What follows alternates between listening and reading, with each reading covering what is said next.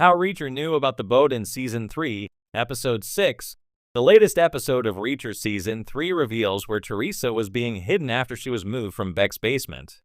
Reacher Season 3 is based on Lee Child's Persuader and has been receiving positive reviews from both critics and audiences. With only 2 episodes remaining until the finale, the stakes in the series are getting higher with each new reveal. In Season 3, Alan Ritchson's Jack Reacher agrees to work with Duffy to help locate Teresa and take down Quinn. However, it's been difficult for Reacher to glean any information about where the real boss has been hiding the young woman. Finally, as of Reacher Season 3, Episode 6, the title character and the D agents finally have an important clue that could aid them in achieving their goals, and it might be just the piece of the puzzle that was missing. The Sweet Marie boat was briefly mentioned in Reacher Season 3, Episode 5. After the huge twist in Reacher Season 3, Episode 5, Reacher and Harley were tasked with dumping Annette's body into the ocean. As they collected her, Harley complained about how doing this put a wrench in his schedule since he was planning on fixing his boat in Port Rome, the Sweet Marie. While this tidbit seemed like Harley was just prattling on, it was actually a huge clue about where Quinn was hiding Teresa. In Reacher Season 3, Episode 6, it's revealed that Teresa is still alive when a green dress that was made for her is dropped off at one of Beck's warehouses.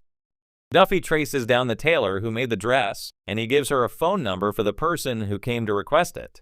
It turns out that that number belongs to Harley. When Villanueva discovers that most of the calls made from the number came from Port Rome, Reacher puts the clues together and deduces that Teresa was in Harley's boat. Where Teresa could be now in Reacher Season 3. With Reacher's cover now blown, Quinn, who was already paranoid, took extra precautions to ensure that his operation and wherever he moved Teresa to was only known by him.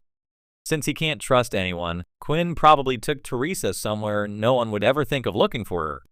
Given how Reacher Season 3's main villain promised Teresa to his biggest client, the only chance Reacher and Duffy have of finding her is if they were to know who Quinn's buyer is. While Teresa's situation seems dire at the moment, there is a bright side. Richard knows that Reacher is working with the federal agents to find Teresa and take down Quinn, something which he also wants as it's the only way for him and his father to be free. In the upcoming episodes of Reacher Season 3, Richard might play a significant role in feeding important information to the title character that could help him locate Teresa and end Quinn. Jack Reacher doesn't rely on luck. He relies on logic, observation, and a mind trained by military precision. In Season 3, Episode 6 of Reacher, there's a pivotal moment that had fans buzzing: Reacher's sudden knowledge of the boat used in the smuggling operation. At first glance, it may have seemed like a lucky guess or another example of Reacher's uncanny instincts. But for fans of Lee Child's novels, and for anyone paying close attention, the answer was embedded in subtle clues and a masterclass in deduction. Let's unravel how Reacher knew about the boat, step by step. The setup. The episode unfolds in a tense web of deceit and covert operations. Reacher and his makeshift team are closing in on the smuggling ring linked to military-grade weapons. The key players, a crooked contractor, a disgraced ex-Navy logistics officer, and a silent financier, are moving product through seemingly invisible channels. No planes. No trucks. No digital footprints. So how is the hardware getting in? That's the puzzle Reacher is chewing on when he sits at a rundown riverside diner, sipping coffee like it's a ritual. As usual, he's silent, but his eyes are moving. Scanning. Cataloging. Thinking. That's when the boat appears in the corner of the frame, not flashy, not unusual, but just suspicious enough. The clue everyone missed. It's easy to miss the importance of the weather-beaten fishing boat docked by the pier. It looks ordinary, like something you'd expect in a blue-collar marina. But Reacher isn't just seeing a boat, he's seeing context. Earlier in the episode, we hear an offhand comment by one of the local law enforcement officers about a lot of night fishing and more boat traffic than usual. It seems like small-town chatter. But not to Reacher. To him, night fishing during a cold snap didn't add up. It was early spring, the water was choppy, and the fish weren't biting. Locals know that. So who was really out on the water at 2 a.m.? Reacher's three-step deduction. This is where Reacher's brilliance shines.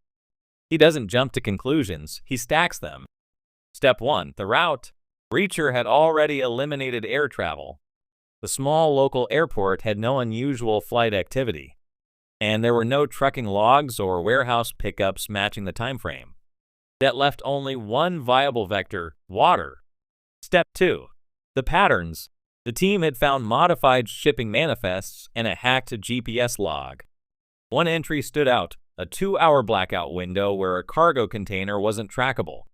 It corresponded with the night when that fishing boat had been seen heading upriver. Reacher connected the blackout to the boat's exact location. Step 3. The tech.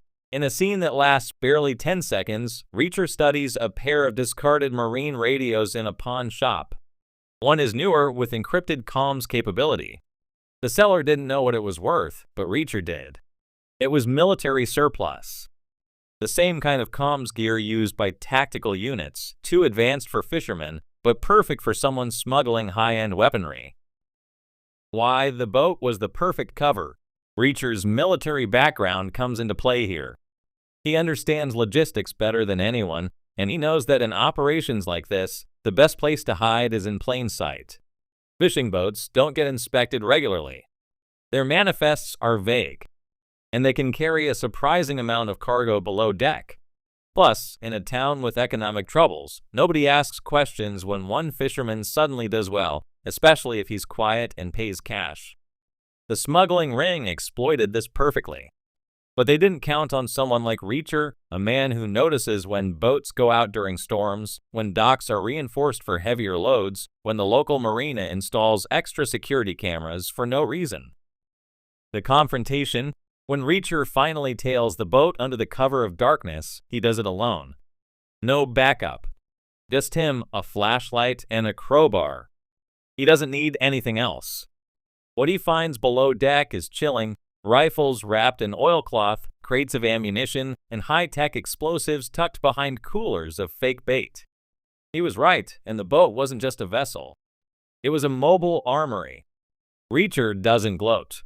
He just stares, jaw clenched, and mutters. They always hide it in the obvious place. Echoes from the books. Longtime readers of Lee Child's novels may have smiled knowingly during this episode. In 61 Hours in the Enemy, Reacher demonstrates the same kind of invisible math, piecing together logistical improbabilities until they lead to a single, undeniable truth. Boats, warehouses, power outages, and missing logs, they're all part of the equation for Reacher. He doesn't need gadgets or surveillance drones. He just needs a whiteboard in his head and a motive to dig deeper. Conclusion. Logic over luck. The brilliance of this episode lies in how it trusts the audience to keep up. It doesn't spoon-feed the answer. Instead, it scatters clues across scenes, in dialogue, in props, and in Reacher's unspoken observations. He didn't guess about the boat. He didn't need a tip-off or a GPS tracker. He saw the lie in plain sight and followed it all the way to the hull of a fishing vessel hiding a war's worth of contraband. That's the Reacher way. And that's why fans keep coming back, because even when the answers are murky, Reacher sees the truth like it's lit up in neon. Let me know if you'd like a shorter or more analytical version too. He saw the lie in plain sight and followed it all the way to the hull of a fishing vessel hiding a war's worth of contraband. That's the Reacher way. And that's why